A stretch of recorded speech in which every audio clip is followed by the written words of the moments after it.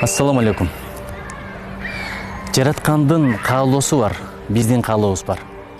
Биздин каалообуз чексиз, аны тойгузуу мүмкүн эмес. Бир адамга ушул дүйнөнү менчиктеп берсең, дагы бир ушундай дүйнөм болсо деп тилек кылат экен, арзуу кылат экен. Адам тойсо дагы анын напсиси эч качан тойбойт. Ошон үчүн адамдын көзү бир гана топуракка тоет деген кыргыздын накыл кеби бар. Бирок жараткандын каалоосу көп деле эмес. Ал болгону биздин таза болушубузду каалайт.